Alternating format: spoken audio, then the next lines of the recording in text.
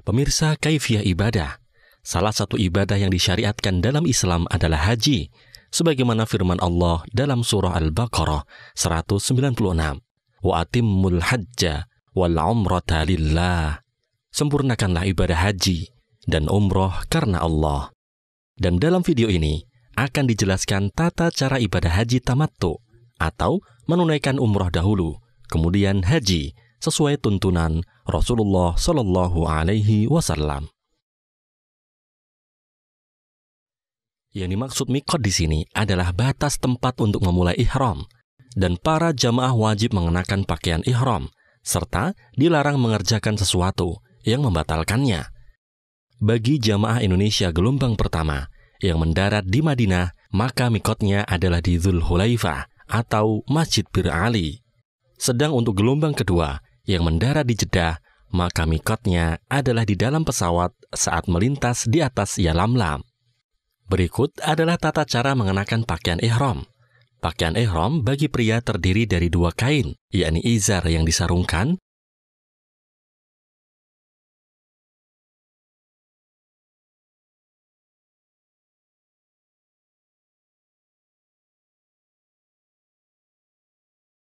dan rida yang diselempangkan dengan posisi pundak kanan terbuka dan pundak kiri tertutup.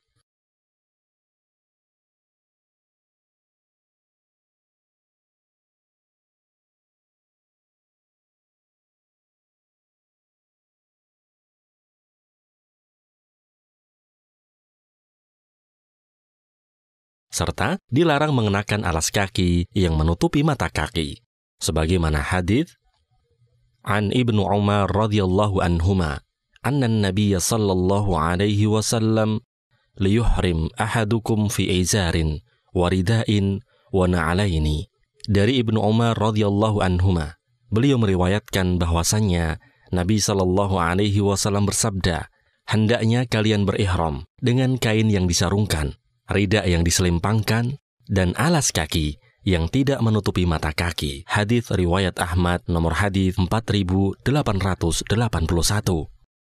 Adapun pakaian ihram bagi wanita adalah pakaian yang menutup aurat, namun tidak diperkenankan mengenakan sarung tangan dan cadar. Hal ini sebagaimana hadits an Ibnu Umar radhiyallahu anhuma, qala an-nabiy sallallahu alaihi wasallam, wala tantaqibil mar'atul muhrimata wala talbasil quffazaini. Dari Ibnu Umar radhiyallahu anhuma, beliau meriwayatkan bahwasannya Nabi sallallahu alaihi wasallam bersabda, hendaknya para wanita tidak mengenakan cadar dan sarung tangan saat berihram. Hadis riwayat Bukhari nomor hadis 1838. Pemirsa, saat berihram wajib dalam keadaan suci. Disunahkan mandi terlebih dahulu, dan bagi laki-laki hendaknya memakai wangi-wangian, sebagaimana hadis berikut. An Aisyah radhiyallahu anha qalat, kana Rasulullah sallallahu alaihi wasallam idza arada an yuhrima yatatayyaba bi atyabi ma yajidu. Dari Aisyah radhiyallahu anha, beliau berkata, adalah Rasulullah sallallahu alaihi wasallam apabila akan berihram, beliau memakai wewangian yang beliau miliki. Hadis riwayat Muslim nomor hadis 2061. Saat miqat, hendaknya sambil mengucapkan niat sebagaimana hadis an Anasin radhiyallahu anhu yaqulu sami'tu an-nabiy sallallahu alaihi wasallam yaqul labbaika umratan wa hajjan. Dari Anas radhiyallahu anhu bahwasannya beliau mendengar Nabi sallallahu alaihi wasallam mengucapkan labbaika umratan saat hendak umrah dan labbaika hajjan saat hendak haji. Hadis riwayat Muslim nomor hadis 2195. Kemudian jamaah menuju ke Ka'bah untuk melakukan tawaf sambil mengucapkan talbiyah. Labbaik Allahumma labbaik, labbaik la syarika laka labbaik, innal hamda wan ni'mata laka wal mulk la syarika lak. Aku datang memenuhi panggilanmu ya Allah. Aku datang memenuhi panggilanmu. Tidak ada sekutu bagimu. Sesungguhnya segala puji dan nikmat adalah milikmu. Begitu pula kerajaan ini. Tidak ada sekutu bagimu. Hadis riwayat Bukhari, nomor hadis 1448. Pada saat jamaah memasuki Masjidil Haram, hendaknya berdoa dengan doa masuk masjid. Bismillahi wassalamu ala rasulillahi. Allahumma ghfirli dhunubi waftahli abwaba rahmatik. Dengan menyebut nama Allah dan salam atas Rasulullah, ya Allah, ampunilah dosa-dosaku dan bukakanlah kepadaku pintu rahmatmu. Hadis riwayat Ibnu Majah, nomor 771. Dan pada saat melihat Ka'bah, jamaah dituntunkan untuk berdoa. Allahumma antas salam, wa minkas salam, fahayyina rabbana bis salam.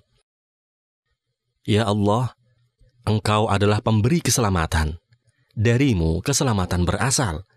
Wahai Tuhan kami, berikan kehormatan kepada kami dengan keselamatan. Hadis riwayat Al-Baihaqi, jilid 5, halaman 73.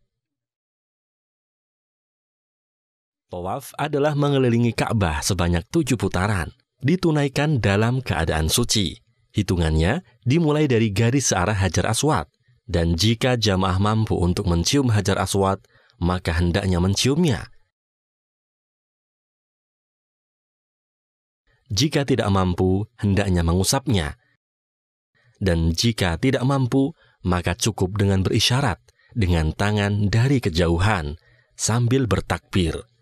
Hal ini dilakukan setiap kali melewati Hajar Aswad, sebagaimana hadits an Abdullah bin Abbas radhiyallahu anhuma qala tafa an-nabiy sallallahu alaihi wasallam bil baiti ala ba'irin kullama ata rukna asyara ilaihi bi syai'in kana 'indahu wa kabbara.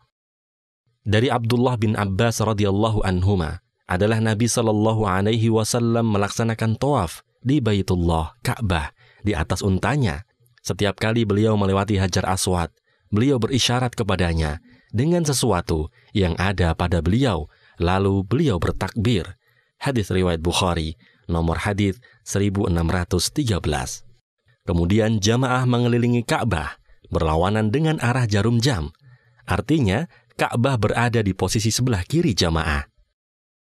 Dari 7 putaran tersebut, putaran pertama hingga ketiga berjalan dengan cepat, sedang putaran keempat hingga ketujuh dilakukan dengan berjalan biasa. Sebagaimana hadis an Jabir bin Abdullah radhiyallahu anhuma, anna Rasulullah sallallahu alaihi wasallam lamma qadima Makkah atal hajara fastalamahu thumma masa ala yaminihi faramala thalathan wa masa arba'an. Dari Jabir bin Abdullah radhiyallahu anhuma, ketika Rasulullah Shallallahu Alaihi Wasallam sampai di Mekah, beliau mendatangi Hajar Aswad dan menciumnya. Kemudian beliau berjalan ke sebelah kanannya. Beliau berjalan cepat 3 kali dan berjalan biasa 4 kali. Hadis riwayat Muslim, nomor hadis 2139. Pada saat jamaah lewat di antara rukun Yamani dan Hajar Aswad, dituntunkan berdoa, Rabbana atina fid dunya hasanah wa fil akhirati hasanah waqina adzaban nar. Lihat hadis riwayat Abu Dawud, nomor hadis 1892. Rukun Yamani adalah sudut Ka'bah sebelum Hajar Aswad. Dan pada saat jamaah lewat di antara Hajar Aswad dan Rukun Yamani, maka diperbolehkan berdoa dengan doa bebas. Setelah selesai tawaf, para jamaah dituntunkan untuk menunaikan sholat 2 rakaat di belakang Maqam Ibrahim. Rakaat pertama setelah membaca Al-Fatihah, membaca surah Al-Kafirun, dan pada rakaat kedua setelah Al-Fatihah, membaca surah Al-Ikhlas. Hal ini sebagaimana hadis an Jabir bin Abdullah radhiyallahu anhuma, anna Rasulullah sallallahu alaihi wasallam lamma intaha ila maqami Ibrahim qara'a wattakhidhu min maqami Ibrahim musalla fasalla rak'ataini faqara'a fatihatal kitabi wa qul ya ayyuhal kafirun wa qul huwallahu ahad. Dari Jabir bin Abdullah radhiyallahu anhuma bahwasanya Rasulullah Shallallahu alaihi wasallam setelah sampai di Maqam Ibrahim, beliau membaca ayat, dan jadikanlah Maqam Ibrahim itu tempat untuk sholat. Quran Surah Al-Baqarah 125. lalu beliau sholat 2 rakaat. Beliau membaca Al-Fatihah, kemudian Qul ya ayyuhal kafirun, dan Qul huwallahu ahad. Hadits riwayat Muslim, nomor hadis 2137. Setelah jamaah menunaikan sholat 2 rakaat di belakang makom Ibrahim, kemudian jamaah meminum air Zam-Zam. Dan sebelum meminum air Zam-Zam, untuk menjaga dan mengembalikan kesegaran setelah tawaf, hendaknya mengucapkan Bismillahirrahmanirrahim. Setelah selesai tawaf dan sholat 2 rakaat di belakang makom Ibrahim, kemudian para jamaah menuju Bukit Sofa untuk melaksanakan sa'i, sebagaimana hadits An Ibni Umar radhiyallahu anhuma qala qadima an-nabiy sallallahu alaihi wasallam fatafa bil baiti sab'an wa shalla khalfal maqami rak'ataini thumma kharaja alaihi salatu wassalamu ila as-safa. Dari Ibnu Umar radhiyallahu anhuma ia berkata, Nabi sallallahu alaihi wasallam tiba di Mekah, lalu tawaf di Baitullah 7 kali, kemudian sholat 2 rakaat di belakang makom Ibrahim. Kemudian beliau sallallahu alaihi wasallam pergi ke Sofa untuk sa'i. Hadits riwayat Bukhari, jilid 2, halaman 166. Secara bahasa, makna sa'i adalah usaha atau berjuang. Dan di dalam pelaksanaan ibadah haji atau umroh, sa'i adalah lari-lari kecil antara Bukit Sofa dan Marwah sebanyak 7 kali. Ketika para jamaah naik ke atas Bukit Sofa, dituntunkan mengucapkan Innas Sofa wal Marwata min sa'airillah. Sesungguhnya Sofa dan Marwah adalah sebagian dari syiar Allah Subhanahu wa Ta'ala. Lihat hadits riwayat Muslim, jilid 2, halaman 887. Kemudian setelah berada di Bukit Sofa, para jamaah dituntunkan menghadap ke Ka'bah dan 3 kali mengucapkan La ilaha illallah wahdahu la syarikalah. Lahul mulku wa lahul hamdu wa huwa ala kulli syai'in qadir. La ilaha illallah wahdah anjaza wa'dah wa nasara 'abdah wa hazamal ahzaba wahdah. Lihat hadits riwayat Muslim nomor hadis 2137. Setelah itu berdoa dengan doa bebas. Kemudian jamaah menuruni Bukit Sofa untuk menuju ke Marwah.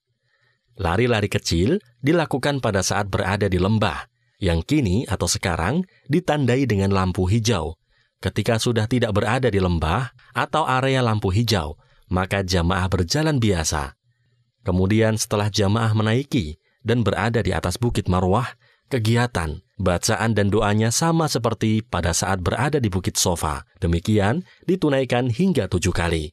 Sebagaimana hadits Qala Jabir bin Abdillah thumma nazala ilal marwati hatta idha intasabat qadamahu fi batnil wadi sa'a hatta idha sa'idata masa hatta atal marwata fafa'ala alal marwati kama fa'ala alas safa.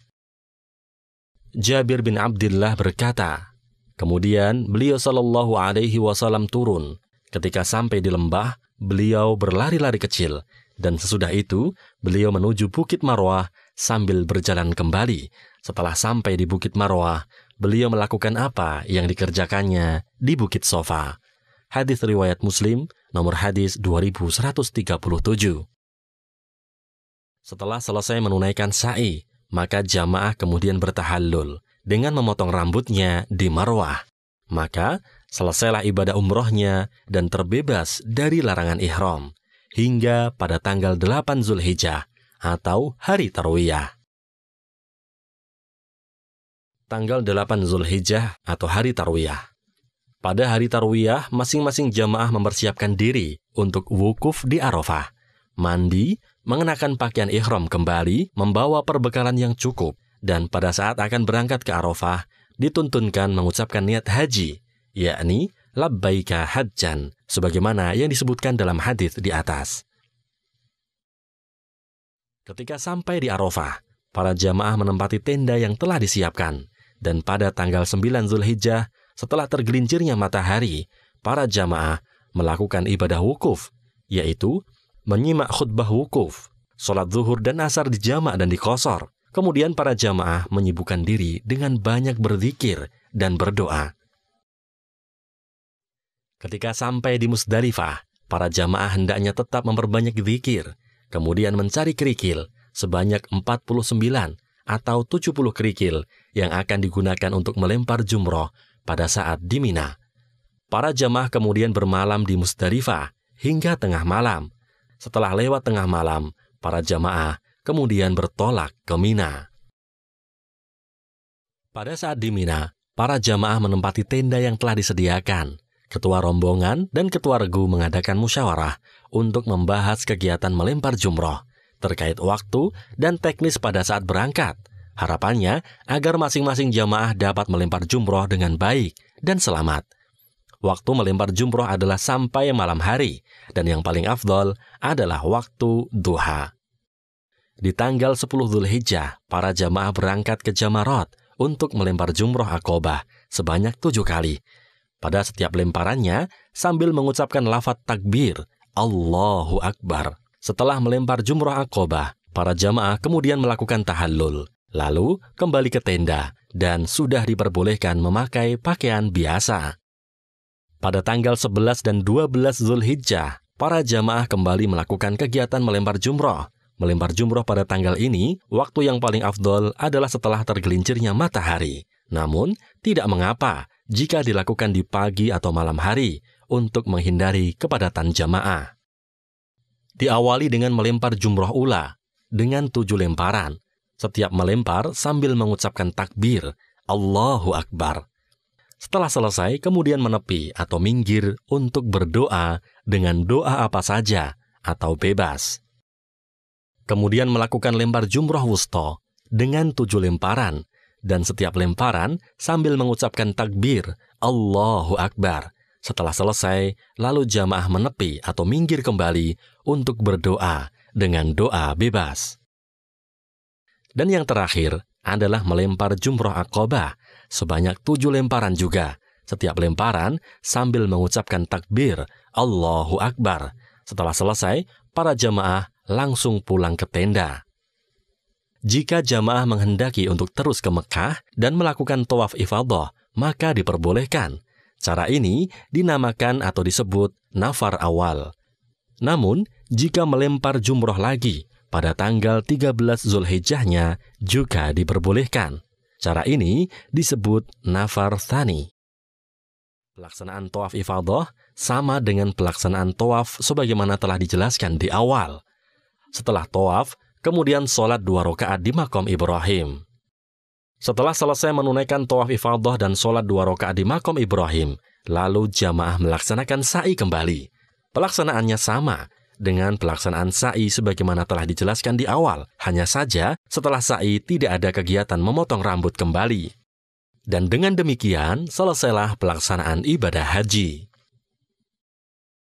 Setelah ada kabar kepulangan bagi jamaah haji, sebelum meninggalkan Mekah, para jamaah yang tidak ada uzur syar'i, seperti haid, dituntunkan menunaikan tawaf wada. Pelaksanaannya sama seperti tawaf sebelumnya, dan tanpa melakukan sa'i lagi.